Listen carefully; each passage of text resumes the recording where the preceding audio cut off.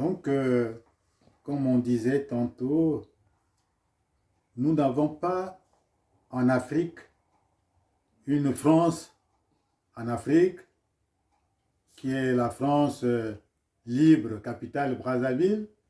C'est une concession. On n'a pas une France en Afrique équatoriale qui est la France, l'Afrique équatoriale française. Nous n'avons pas, ce sont des concessions, parce que la France n'est pas une personne qui peut se déplacer. Nous avons, et puis, le Congo français, il n'y a pas de Congo français. Le Soudan français, ça n'existe pas. Voilà pourquoi les Maliens ont dit, ils sont Mali. Donc, et quand on nous dit, voilà, il y a des territoires français d'outre-mer. Déjà, la Sangha était une région, dit-on, de la France d'outre-mer. Mais la Sangha, c'est l'île. La Sangha, ça peut être une personne. Et le fleuve, Djaka. La Sangha, c'est l'île Djaka. Et quand on fait, ça fait, disons, une déformation de l'histoire que jusqu'à présent, le peuple français subit et répète comme des perroquets que la Martinique est un territoire français d'outre-mer, un département français d'outre-mer, que Mayotte a été vendu à la France par le sultan Andreas Sully en 1841. C'est faux. Il a vendu comment à la France avait déjà aboli l'esclavage en 1794, le 4 février. Comment maintenant ils vont acheter Mayotte? C'est là où justement il y a un problème, par exemple avec Comores, aujourd'hui, qui a demandé sa sortie, qui est devenue république, et ça fait problème. Et quand on nous envoie des mercenaires comme Bob Denard pour aller massacrer les Comoriens, ce sont des problèmes que la France n'arrive pas justement à assumer. La France a fait faire à la Nouvelle-Calédonie, donc disons les Kanaks, parce que la concession Nouvelle-Calédonie, sur le territoire des Kanaks,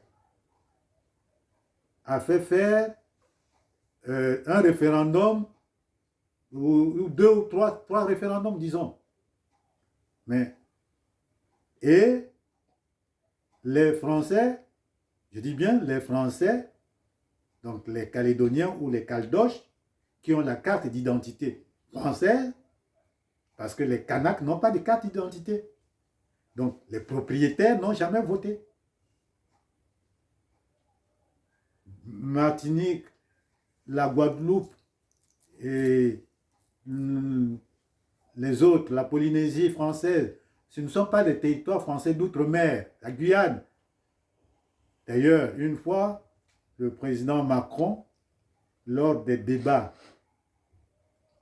publics, avait débattu avec des petits-enfants et avait dit que la Guyane est un territoire, est un département français d'outre-mer.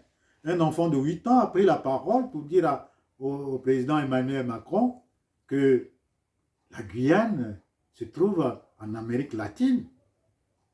Ce n'est pas un département français. Et l'enfant avait raison. Alors, si déjà les enfants de 8 ans voient que ça ne va pas, mais le peuple ne comprend pas, ou une partie du peuple a commencé à comprendre, parce qu'ils sont dans la rue. Au niveau des États ultramarins, comme quand il y a eu l'assassinat de Toussaint Louverture, les gens ont pris peur. C'est ce qui se passe dans nos pays. Sur le territoire Ngondi, c'est ce qui se passe. au niveau des concessions. Ce ne sont pas des pays, ce sont des concessions. Une concession, c'est comme moi, j'avais construit ici en France. On m'a vendu une concession, une parcelle. Mais il y a des concessions, par exemple, en Guyane, qui étaient des plantations de canne à sucre, qui étaient des plantations de bananiers. Et il y a eu la mise en valeur de ces plantations-là. Et aujourd'hui, ça se transforme en ville, en département, en ville, en territoire. Mais on n'a jamais demandé à la France d'aller mettre en valeur ces États-là. C'est ça le gros problème. Et voilà pourquoi, quand la reine et moi, on allait manifester à la place de la République, donc les représentants des États ultramarins sont venus me voir pour que je parle aussi à leur nom. Et au nom, parce que nous avons la plateforme qui est l'association Joie Sangha, qui inclut maintenant, nous parlons maintenant au nom aussi, donc en tant que président de cette association, créée en 1986, donc le 9 avril 1986, mais cette association-là nous permet justement de revendiquer, de demander à la France de retirer ces francs pacifiques, francs comoriens, francs,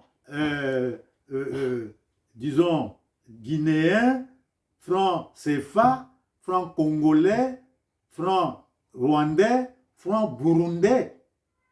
Et voilà, aujourd'hui, nous sommes retrouvés. Avant, il y avait cette équivalence. Maintenant, vous voyez, le franc CFA que nous avons. Mais la France n'est pas dans la zone franc. Ce qui veut dire que, comme vous voyez, l'euro, les 50 euros, arrivent avec le franc CFA. Ce n'est plus la France. Ce n'est plus la monnaie de la France. Vous voyez, cette parité-là, direct, c'est quand un Africain envoie l'argent à la diaspora, envoie l'argent en Afrique, envoie 50 euros, on va donner à son correspondant qui est là-bas les francs CFA, mais il n'envoie pas les francs français. Voilà le gros problème. Ce qu'on doit faire aujourd'hui comme lecture. Ce n'est plus le problème avec la France, même si la France fabrique à Chamalières, au Puy-de-Dôme, les francs CFA, les francs ici, les francs là, mais ça s'arrive maintenant avec l'euro. C'est à l'euro maintenant d'arrêter de fabriquer ces fausses monnaies-là. Ça, ce sont des fausses monnaies. Donc, voilà pourquoi nous, Ngondi, nous demandons, nous avons porté plainte pour pouvoir demander, parce que porter plainte contre la France et les États européens qui ont signé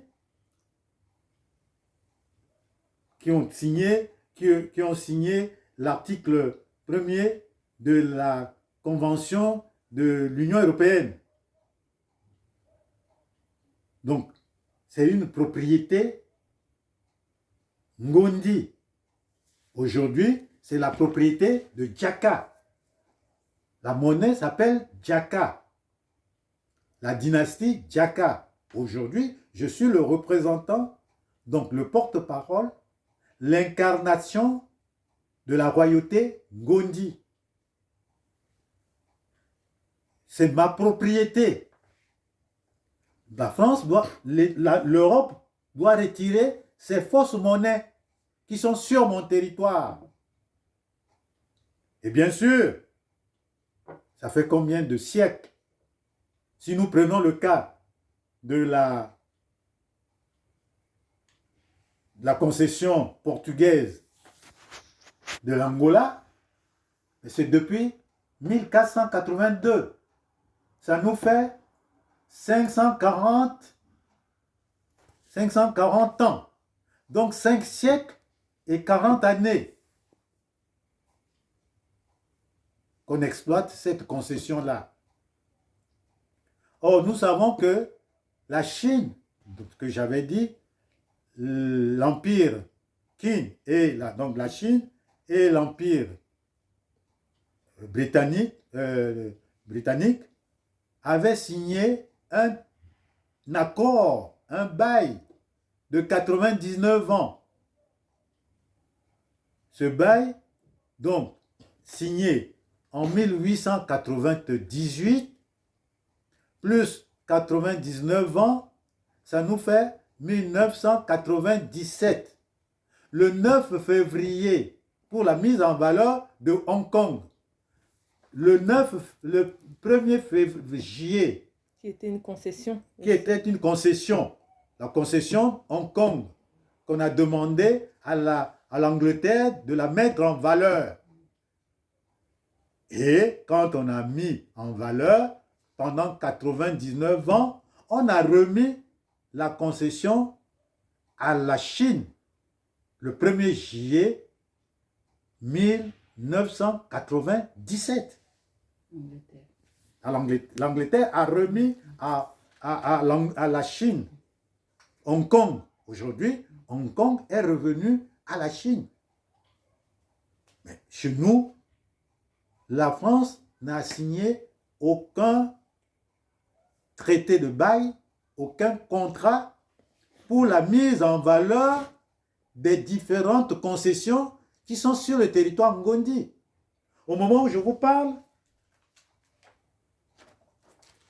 la concession du Gabon, il y a même des rues qui portent le nom de Gabon. La concession du Gabon et la concession du Congo. Il y a même des rues. Donc, la concession du Congo, ça c'est ici en France, il y a une rue qui porte le nom de rue du Congo.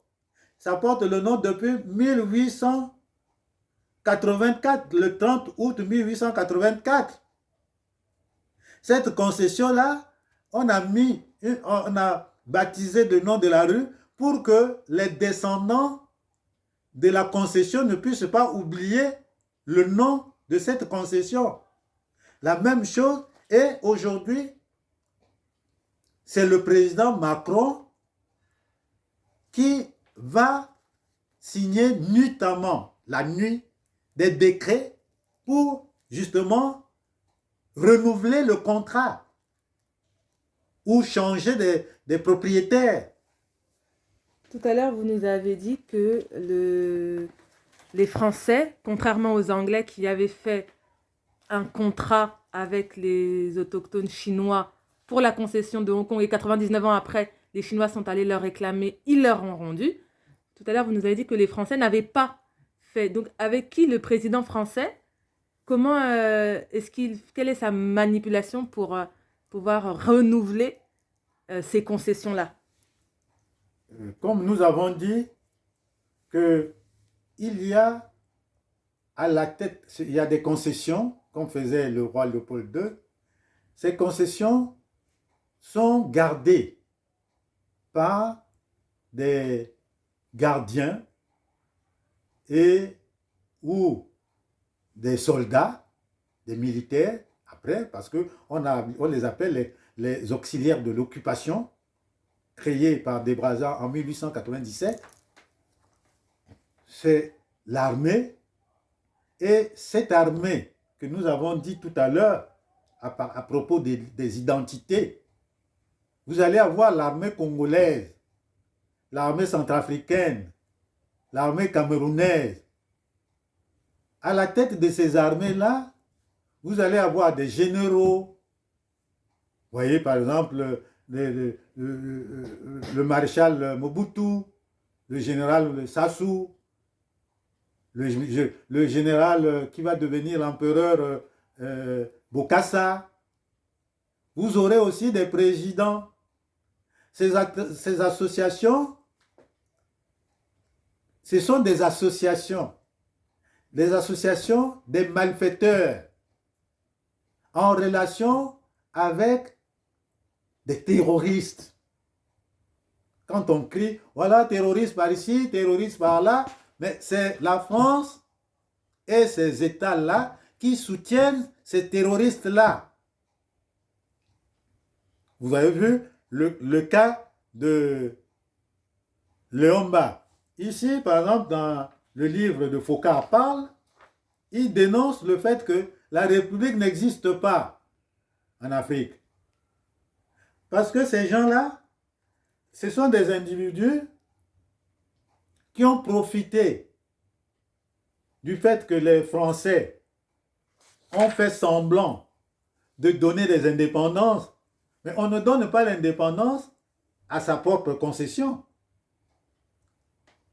Aujourd'hui, nous n'avons pas, par exemple, des ambassades des États ultramarins ici en France. Mayotte, la Nouvelle-Calédonie et autres sont encore au stade de département. Quand ils vont devenir républiques comme Haïti, il y aura maintenant des présidents. Et ce sont ces présidents-là qu'on a mis en place pour veiller sur ces concessions-là. Ils ne sont pas présidents de la République. D'abord, là, quand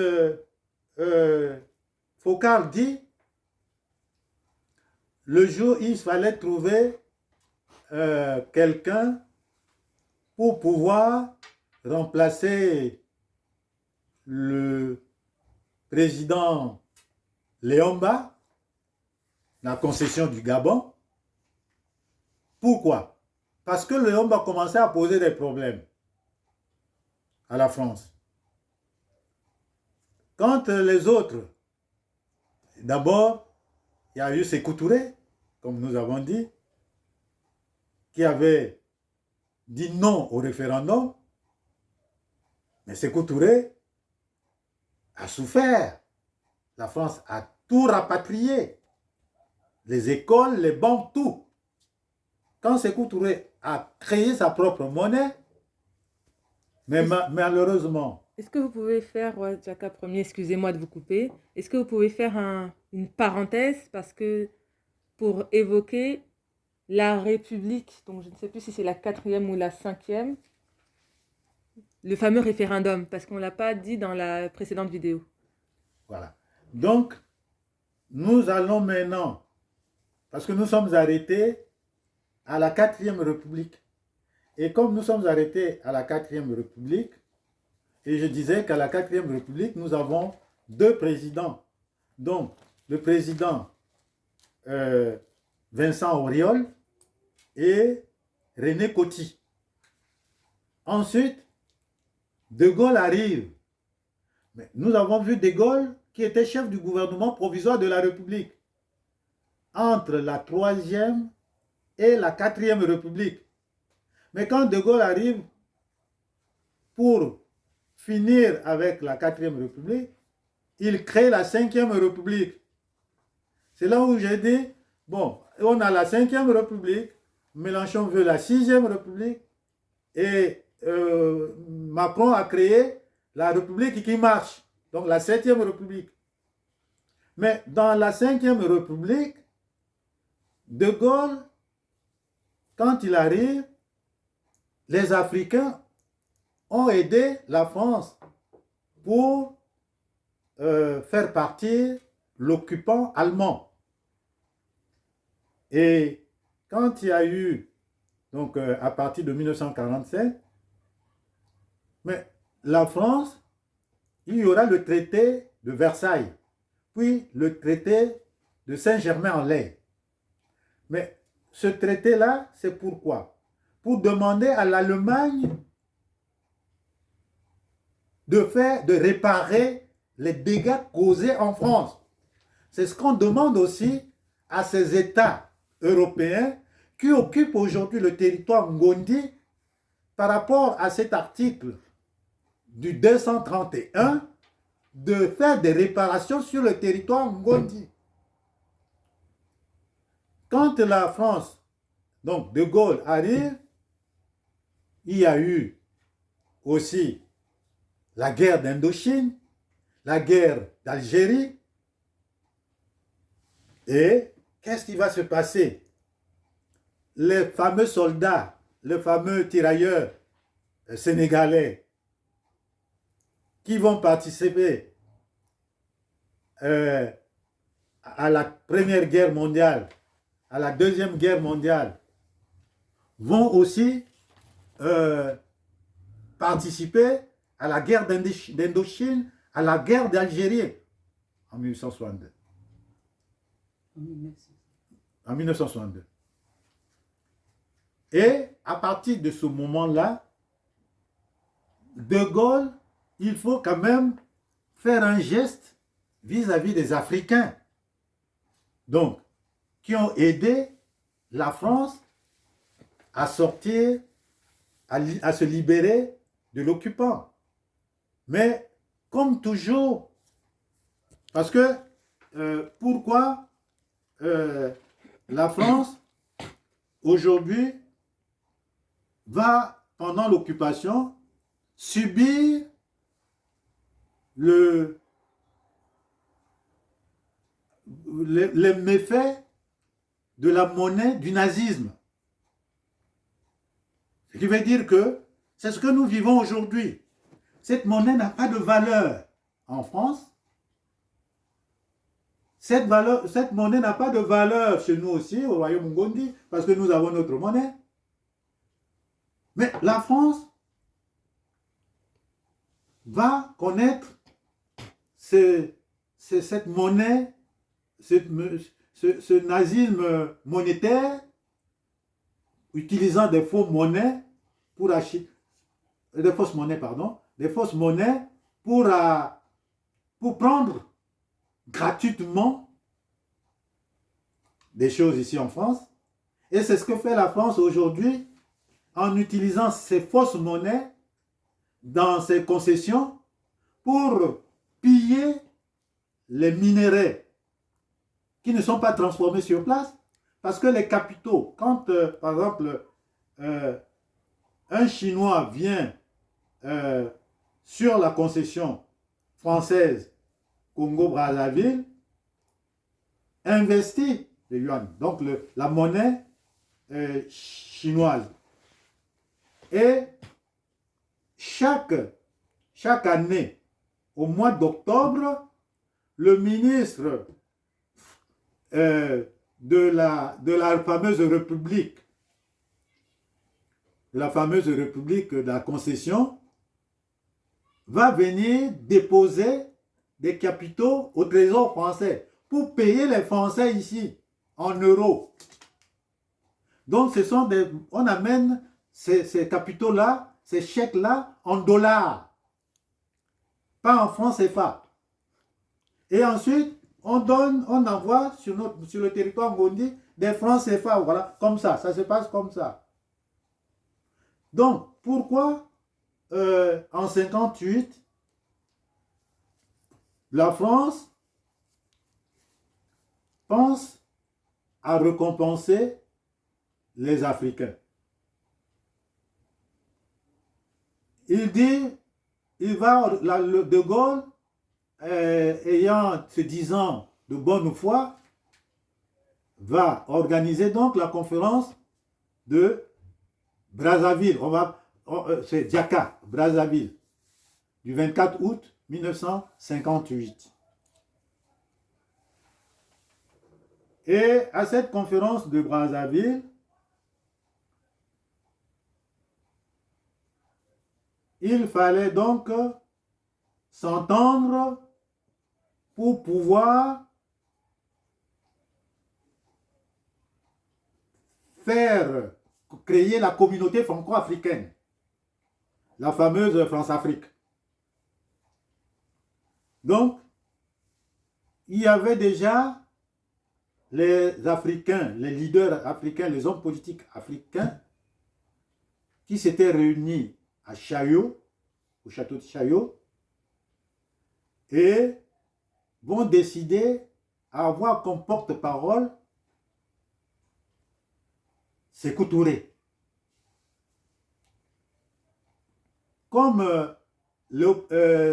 Houphouët-Boigny était parmi les rédacteurs, ceux qui ont élaboré la Constitution du 4 octobre 1958, donc on va désigner Sékou Touré pour revoir avec... Parce que au palais de Chaillot, qu'est-ce qui a été décidé? Qu'est-ce que les Africains avaient décidé? Les Africains, la France, donc De Gaulle leur avait remis le projet de la Constitution française du 4 octobre 1958. Et ils ont constaté que les Senghor, le Houphouët-Boigny, les Sékou Touré, les Sédar Senghor et autres, Modibo Keïta, le territoire maudit était représenté par un Antillais, Gabriel Lisette. Et ces gens-là étaient nommés d'abord des ministres conseillers. On les appelait les ministres conseillers au niveau de ces concessions, les ministres conseillers. Et l'association c'est une association des concessionnaires équatoriens, donc l'association congolaise, française de l'Afrique équatoriale, créée en 1900. Donc, ces gens-là vont arriver, donc nous partons au palais de Chaillot, ils vont recevoir le brouillon, le projet de la Constitution du 4 octobre 1958, et en étudiant cette Constitution, ce projet, ils vont constater que, parce qu'après discussion, ils vont donc désigner Sékou Touré parce qu'il y avait deux choses. La concession, plutôt la création de la communauté franco-africaine, cette union-là, l'union franco-africaine, et l'Union française avait déjà échoué et été abolie en 1958. Et ils vont créer donc la communauté franco-africaine dans le même style que le Commonwealth. Et ensuite, on constate que lecture faite, analyse faite, on trouve qu'il y a deux choses d'après ce projet de constitution. Si vous adhérez à la communauté franco-africaine, donc à la France-Afrique, vous restez esclave. Mais si vous n'adhérez pas, vous êtes libre. Et c'est ce que Sékou Touré avait fait. Mais qu'est-ce qui s'est passé? Désigné pour aller voir De Gaulle, entre autres, De Gaulle va donc, c'était donc le 24 août 1958, il voit De Gaulle et lui explique que nous sommes bien d'accord d'adhérer à la communauté franco-africaine, mais à condition qu'il y ait un passage qui puisse permettre à ceux qui ont adhéré, si demain, ceux qui sont là aujourd'hui, ne sont plus, et ceux qui vont venir après nous, s'ils veulent de la liberté, ils sortent de la communauté franco-africaine. De la façon,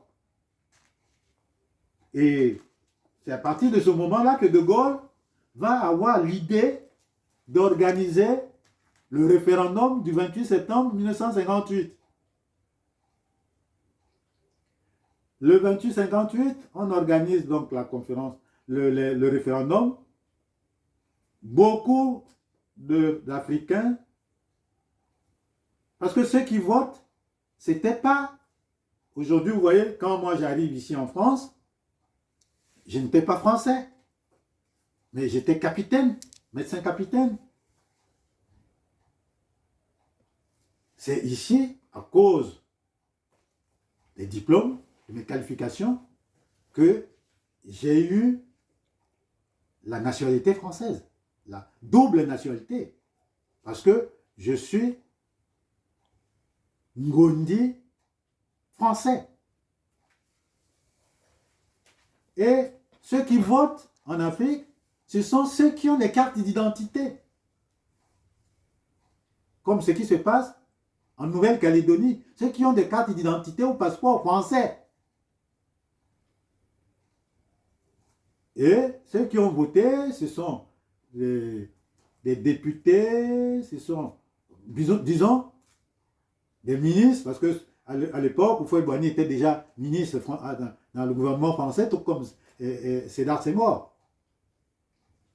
Maintenant, quand Sékou Touré dit non, et Boganda va faire un préalable, va dire, avec son parti, MESAM, et il va demander, parce que c'est à Brazzaville que le conseiller de l'Afrique, parce que lui, il avait l'idée d'une fédération, d'un État fédéral en Afrique centrale, qui devait réunir des gens à base latine. Maintenant, pose un préalable à De Gaulle. Il dit, nous, Oubanguiens, parce que l'époque c'était Ubangui, c'était pas centrafricain. Nous allons voter oui, mais à condition qu'il n'y ait plus d'esclavage, qu'on n'aille pas tuer les femmes dans les forêts, que font les militaires français. Il a donné beaucoup de conditions, j'ai le document avec moi. Entre autres, il dit pour que je sois sûr que vous ne me trompez pas, De Gaulle, parce que nous sommes des frères, vous et moi, mais pour laisser des traces, vous qui avez l'écriture, il faut mettre ça dans la Constitution. Effectivement, De Gaulle a tenu parole. C'est les articles. Donc, c'est l'article 82, non 86 de la Constitution française du 4 octobre 1958. Et ces articles-là, donc à la révision de la Constitution française, les articles 78 à 86 seront abrogés. Donc, il n'y aura plus de la communauté franco-africaine, la fameuse France-Afrique, a été dissoute en 1960. Le 4 juin 1950. C'est la première révision numéro 525-60 du 4 juin 1960. Donc, la communauté, au moment où nous parlons, n'existe pas. C'est une loi française que la France ne respecte pas, que les dirigeants français ne respectent pas. Aujourd'hui, nous avons encore les francs CFA. Pour résumer un petit peu, parce qu'il y a énormément d'informations qui sont en train d'être données, des informations extrêmement importantes. Donc, le général de Gaulle, il crée un référendum. Ce référendum, à la fois, c'est pour la France, c'est ça? Oui. Et à la fois, c'est pour l'Afrique. Oui. Et donc, à ce moment-là, il pose la question. Nous allons créer une communauté franco-africaine. Il demande donc à tous les dirigeants de cette époque, oui, pour entrer dans la communauté franco-africaine, ou non, pour ne pas rentrer dans cette communauté franco-africaine, dont certains vont poser leurs conditions. Et donc, c'était par exemple Barthélemy Boganda. Ouganda, Et d'autres qui vont dire oui, d'autres qui vont dire non. tout à fait. D'accord. Mais ce n'est pas fini. Hmm. Parce que justement, comme tu poses la question, De Gaulle, il y a le passage de la 4e République à la 5e République. Au même moment. Au même moment. En Donc, France. En France. Donc, comme j'ai dit tantôt, que c'est dans le mensonge, la manipulation et la confusion. Totale confusion. Et quand De Gaulle propose à la France ici le passage de la 4e République qui se terminait avec René Coty à la 5e République qu'il va créer, il fallait un référendum. C'est le même référendum que De Gaulle va aussi proposer aux Africains. Que si vous êtes d'accord pour entrer dans la communauté franco-africaine, vous votez oui. Si vous n'êtes pas d'accord, vous votez non. Mais le problème, c'est que De Gaulle était surpris que Sékou Touré, quand il pose le problème, la création de la communauté franco-africaine à Brazzaville, donc à Djaka, le 24 août 1958, le 25 août 1958, De Gaulle va en Guinée. C'est là où De Gaulle, le Guinéen Sékou Touré, va lui dire que, voilà, je vous avais dit ce que nous avons pensé au niveau de la, de la conférence que nous avons eue entre nous, Africains, pour discuter, pour étudier le projet de la Constitution que vous nous avez proposé. Et il s'est avéré que vous m'avez dit, vous ne pouvez rien changer, vous ne pouvez rien ajouter. Mais nous, les Guinéens, moi, à la tête de la Guinée, nous allons voter non au référendum. Parce que nous, Guinéens, pour nous, nous préférons vivre pauvres dans la liberté que de vivre riches dans l'esclavage. C'est ce que Sékou Touré avait dit le 25 août 1958. De Gaulle, fâché, il va répondre, c'est à prendre ou à laisser. Maintenant, si vous, les Guinéens, le 28 septembre, vous votez non au référendum, vous avez l'indépendance. Et les Guinéens ont fait. Mais les Guinéens, ce que nous sommes en train de dire, ce sont des concessions. C'est comme aujourd'hui, on va dire, on est en train de dire à la Nouvelle-Calédonie, au Kanak, si vous voulez la liberté ou pas. Mais la Constitution française, ou plutôt la devise française, article 1. Donc, dans la devise française, vous avez liberté, égalité, fraternité. Donc, le droit à la liberté. Mais est-ce que nous sommes surpris, moi surtout, de voir à chaque fois qu'il y a le référendum en Nouvelle-Calédonie, c'est le non qui l'emporte. Mais en France, il y a une constitution, il y a une loi qui dit que la liberté, on ne peut pas défendre, on ne peut pas empêcher quelqu'un, on ne peut pas priver quelqu'un de sa liberté. La Déclaration universelle des droits de l'homme. Et même la Déclaration des droits de l'homme du 26 août 1958, 1789, le dit aussi. Tous les hommes naissent libres et égaux en droit et en liberté, en dignité.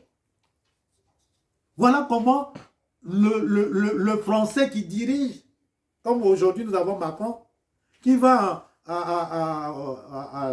au niveau au Burkina Faso, ils disent le franc CFA, c'est fini en 2019.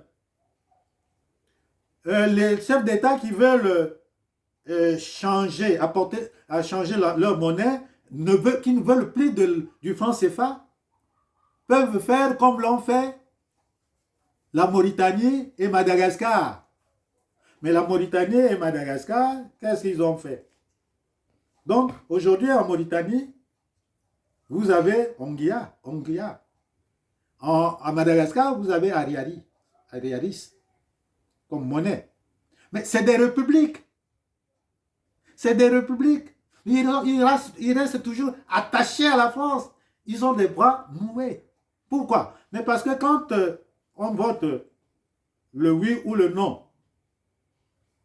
quand on donne maintenant les résultats du référendum qui a été plébiscité ici en France pour le passage de la 4e République à la 5e République, le oui l'a emporté.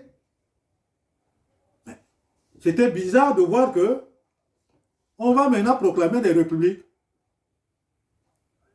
Donc, la République du Mali, ou plutôt d'abord, on va parler de la République de la Guinée, qui a eu son indépendance, qui devient république. La République du Congo, la République Centrafrique, la République... Donc, c'est... Alors qu'il y a eu ceux qui ont voté non, qui devaient avoir donc la République, qui devaient être indépendants, et ceux qui ont voté oui, qui ne devaient pas être République, mais qui sont République. Pourquoi? Mais parce que justement, on ne pouvait pas laisser les autres Républiques, et certains Républiques et d'autres pas Républiques. Mais c'est là où justement intervient le livre de Jacques Foccart. Parce que pour Jacques Foccart, la République n'existe pas. Comment? Mais parce que à l'Élysée, il y avait le conseil de la communauté franco-africaine. Mais ceux qui venaient au conseil, c'était des ministres conseillers. De Gaulle était le président, Jacques Foccart le secrétaire. D'ailleurs, j'allais vous poser une question, Sa Majesté le roi Jacques Ier, par rapport à ça.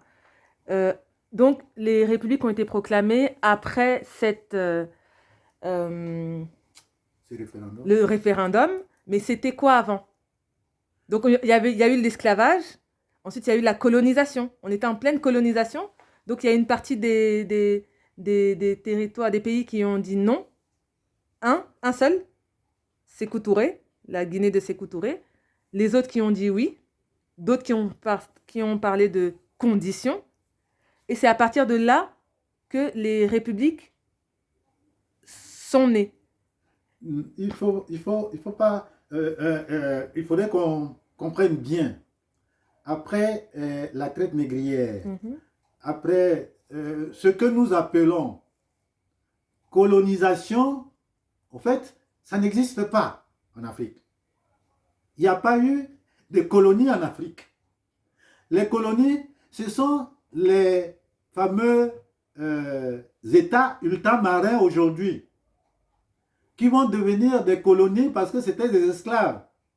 Mais pourquoi? Mais parce que la France n'a jamais aboli l'esclavage dans le sens propre du mot. J'ai dit, le 4 février 1794, on a aboli l'esclavage, la France, le premier.